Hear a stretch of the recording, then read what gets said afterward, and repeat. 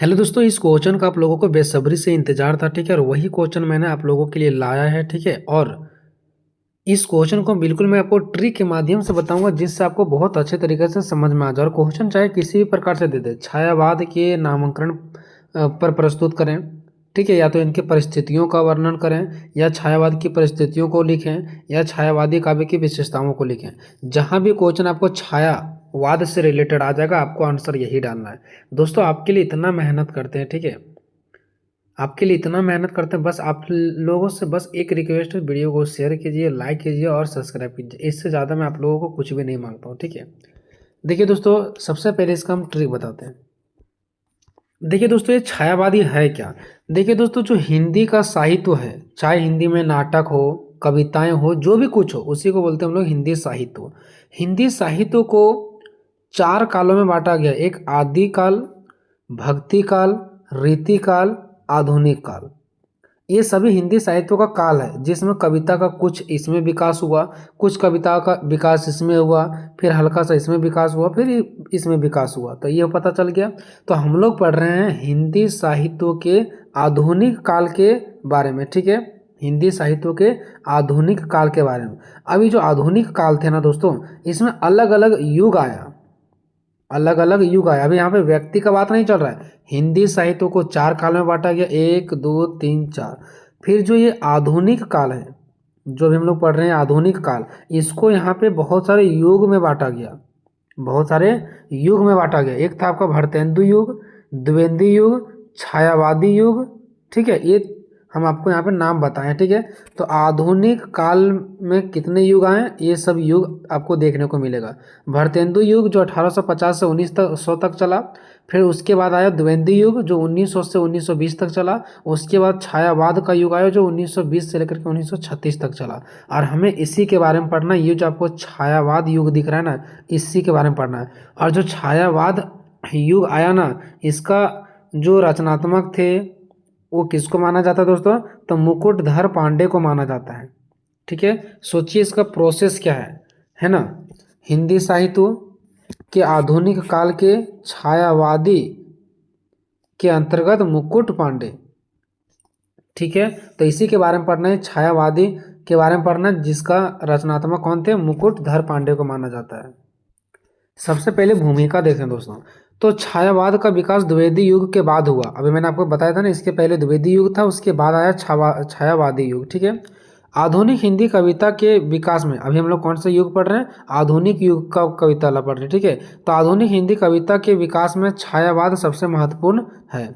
छायावाद का समय सीमांकन जो रहा वो 1920 से 1936 तक रहा, जैसे कि मैंने अभी आपको नीचे बताया, इस समय तक माना जाता है।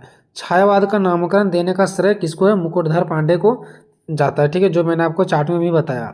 छायावाद को आधुनिक साहित्य का स्वर्ण युग भी कहा जाता है। आधुनिक साहित्य का हम लोग ये क्या पढ़ रहे थे, हिंदी साहित्य के आधुनिक काल के बारे में।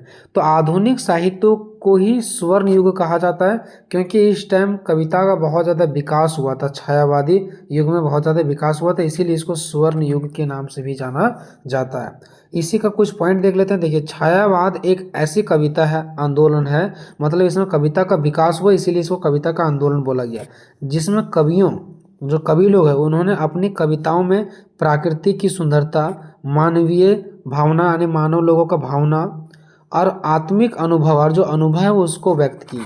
जो कवि लोग हैं वो प्रकृति की सुंदरता के बारे में बताएं, मानव की भावनाओं के बारे में बताएं, और उन्होंने खुद से अपने अनुभवों के बारे में भी व्यक्त किए कविताएं में।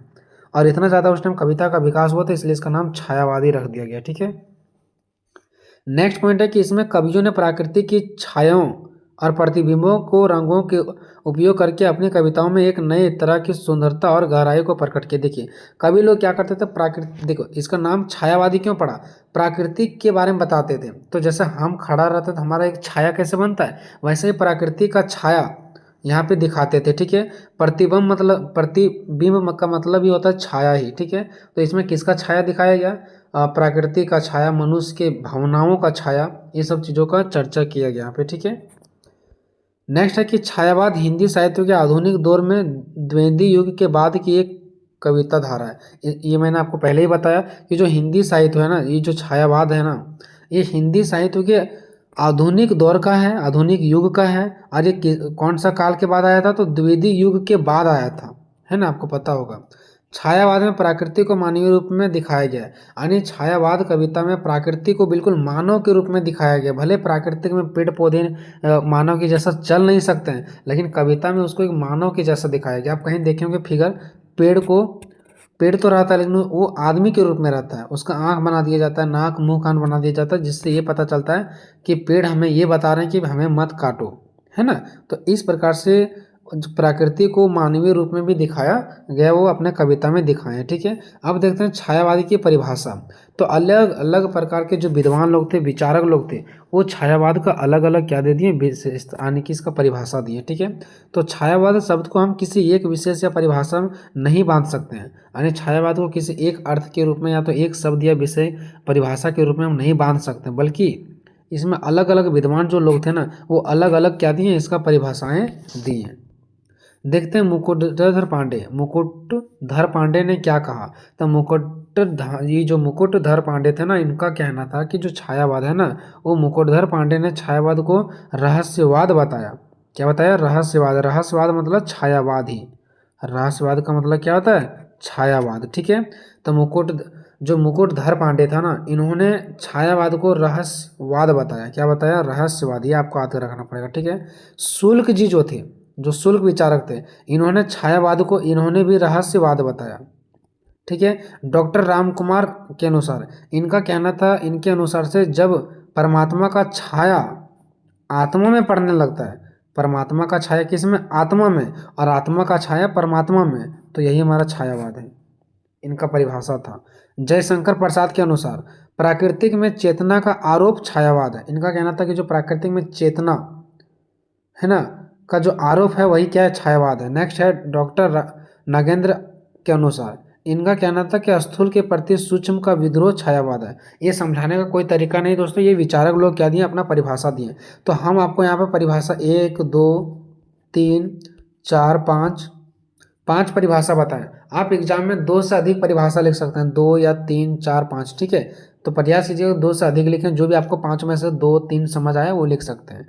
अब बात करते हैं छायावाद के कवि कौन थे। तो छायावाद के में बहुत सारे कवि थे। जो छायावादी युग था, इसमें बहुत सारे कवि थे, लेकिन इसमें प्रमुख जो थे वो 4 प्रकार के कवि थे, और इसी को छायावाद के 4 स्तंभ माना गया। स्तंभ मतलब सबसे मजबूती वाले कवि। जो जयशंकर प्रसाद है, सूर्यकांत त्रिपाठी निराला है, सुमित्रानंद पंत है, और महादेवी वर्मा। ये 4 जो कवि है, इसको सबसे ज़्यादा इम्पोर्टेंट माना गया, और इसी के कारण छायावाद आ पाया, और इसी की वजह से इनका नाम छायावाद पड़ा, ठीक है। तो जयशंकर प्रसाद जो पहला कवि थे, दूसरा सूर्यकांत त्रिपाठी निराला जो दूसरा कवि थे, तीसरा सुमित्रानंद पंत, ठीक है, तीसरा कवि, और चौथा महादेवी वर्मा, ये जो चौथा कवि थे। इन काव्य धारा के प्रतिनिधि तो कवि माने जाते हैं, यानी कि छायावादी के कवि माने जाते हैं, और छायावाद नामकरण का श्रेष्ठ मुकुटधर पांडे को जाता है। अब देखिए, 4 तो कवि हैं, 1 2 3 4, लेकिन छायावाद के जो मुख्य श्रेय जाता है वो किसको जाता है? मुकुटधर पांडे को जाता है, ठीक है। इन लोग भी बहुत ज़्यादा इंपॉर्टेंट वाले कवि थे, लेकिन जो मेन श्रेय जाता है वो मुकुटधर पांडे को जाता है, ठीक है। अब देखते हैं छायावादी काव्य की विशेषताएं, कि जो छायावादी काव्य है ना, यानी छायावादी काव्य का मतलब होता है दोस्तों कविता। तो इसका क्या क्या विशेषताएं हैं, ठीक है। तो सबसे पहला इसका प्राकृतिक की सुंदरता वर्णन, यानी कि छायावादी कवियों ने, जो छायावादी के कवि थे, वो प्राकृतिक की सुंदरता का वर्णन अपनी कविता में किया है। बहुत आसान है। नेक्स्ट है मानवीय भावनाओं और आत्मिक अनुभवों का व्यक्तिकरण, ठीक है। यानी मानव के भावना जो है वो, और उनके अंदर की जो अनुभव है, उस सभी को क्या किया गया? व्यक्तिकरण किया गया, कविता में लिखा गया। छायावादी कवियों ने अपनी कविताओं में मानवीय भावना और आत्मिक अनुभवों को व्यक्त किया, ठीक है। बहुत सारा पॉइंट बता रहे हैं दोस्तों, यहाँ पे लगभग 12 से 13 पॉइंट हम बता रहे हो, जिसमें से आप कोई 8 9 पॉइंट 10 पॉइंट लिख सकते हैं, जो भी आपको बहुत अच्छे तरीके से समझ में आता हो, ठीक है। नेक्स्ट है कि प्राकृतिक छायाओं, प्रतिबिंब और रंगों का उपयोग।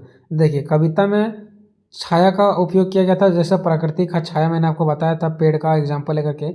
छाया प्रतिबिंबों, बहुत सारे प्रतिबिंब चीज़ों का प्रतिबिंब लेकर के, जैसे पेड़ के बारे में बताना है, तो पेड़ को तो एक्चुअल में तो नहीं छापेंगे, पेड़ का एग्जाम्पल लिया जाएगा दूसरे चीज़ों से, तो उसी को बोलते हैं छाया, जो हम एक एग्जाम्पल दूसरे से लेते हैं, है ना। और रंगों का उपयोग, तो छायावादी कवियों ने अपनी कविताओं में प्राकृतिक छायाओं का प्रतिबिंबों का और रंगों का उपयोग करके एक नए तरह की सुंदरता और गहराई को प्रकट किया है अपने कविता में। नेक्स्ट, आत्मिक और आध्यात्मिक विषयों का वर्णन। छायावादी कवियों ने अपने कविता में आत्मिक और आध्यात्मिक, आत्मिक मतलब अंदर की चीज़ों, आत्मा से रिलेटेड, और आध्यात्मिक मतलब जो अध्ययन से रिलेटेड है, ये सब विषयों का भी वर्णन किए हैं। नेक्स्ट है हमारा दोस्तों भाषा और शैली का नवीनतम, यानी भाषा और शैली का नया भाषा और शैली का प्रयोग किया गया। छायावादी कवियों ने अपनी कविता में भाषा और शैली की नवीनतम प्रयोग किया, मतलब नए नए प्रयोग किए। नेक्स्ट है व्यक्तिवाद और आत्म व्यक्ति का महत्व। छायावादी कवियों ने अपनी कविताओं में व्यक्तिवाद और आत्म व्यक्तित्व के महत्व को रेखांकित किया कि एक व्यक्ति का महत्व क्या होता है। आत्म व्यक्ति का जो खुद पे निर्भर हो, है ना। प्रेम और संदर्भ का चित्रण, इसमें प्रेम का एक सौंदर्य चित्रण किया गया। छायावादी कवियों ने अपनी कविता में प्रेम और सौंदर्य का चित्रण किया। नेक्स्ट है सामाजिक और राजनीतिक चेतना का भाव। छायावादी कवियों ने अपनी कविता में सामाजिक और राजनीतिक चेतना का भाव को भी दिखाया। नेक्स्ट है आत्मनिरीक्षण और आत्मविश्लेषण, यानी छायावादी कवियों ने अपनी कविता में आत्मनिरीक्षण और आत्मविश्लेषण का भी महत्व दिखाया कि आत्मनिरीक्षण और आत्मविश्लेषण का क्या महत्व है। नेक्स्ट है कविता की भाषा और शैली में नवाचार। जो कविता का भाषा है वो सरल भाषा में था, नया नया भाषा का प्रयोग किया जा रहा, सॉरी नया नया शैली का प्रयोग किया जा रहा था, हर बार नया नया तरीके से लिखा जाता था, ठीक है। छायावादी कवियों ने कविता की भाषा और शैली में नवाचार किया, नवाचार मतलब नए नए उपचार किए, नए नए उसमें बदलाव किए, ठीक है। नेक्स्ट है नारी के प्रति नवीन भावना। जो नारी के साथ भेदभाव होता था, गलत तरीका से उसको मतलब देखा जाता था, ठीक है, तो उसमें कुछ नई भावना को देखा गया, नए विचार देखा गया। छायावादी में श्रृंगार और सौंदर्य का संबंध मुख्यतः नारी से है। देखिए छायावादी में श्रृंगार का प्रयोग किया जाता है, ठीक है, तो छायावादी में जो श्रृंगार का प्रयोग किया जाता था इसका संबंध किससे, नारी से। और आपको याद होगा रीतिकाल में नारी को बस भोग के दृष्टि से देखा जाता था, लेकिन छायावादी नारी प्रेम की पूर्ति का साधन मात्र नहीं है। लेकिन अगर मैं छायावादी का बात करूं तो इसमें केवल और केवल जो स्त्री है, नारी है, वो एक साधन नहीं है, मतलब सिर्फ ये भोग करने के लिए नहीं है, बल्कि एक को यहाँ पे महिलाओं को एक विशेष दर्जा प्राप्त है और इसको सिर्फ काम चलाने के लिए नहीं, भोग करने के लिए यहाँ पे नहीं माना गया है। जैसे रीतिकाल में आप लोगों को याद होगा कि नारी को सिर्फ भोग के लिए ही देखा जाता था, लेकिन यहाँ पे ऐसा नहीं है। नेक्स्ट है नवीन छंद, यानी कि नए नए, जैसे कविता में छंद का प्रयोग होता है ना, तो नए नए छंदों का प्रयोग किया गया था इसमें, ठीक है, अलग अलग प्रकार के छंद सामने देखने को मिला। नेक्स्ट है नवीन अलंकार, बहुत सारे नए नए अलंकारों का भी इसमें परिवर्तन किया गया और अलंकारों का उपयोग किया गया। इस प्रकार से मैंने इस क्वेश्चन को बहुत ही मेहनत के बाद आपको मैंने ये दे पाया, कंप्लीट कर पाया। वीडियो कैसा लगा कमेंट में जरूर बताइएगा, अपना राय जरूर दीजिएगा। मिलेंगे नेक्स्ट वीडियो में, तब तक जय हिंद जय भारत।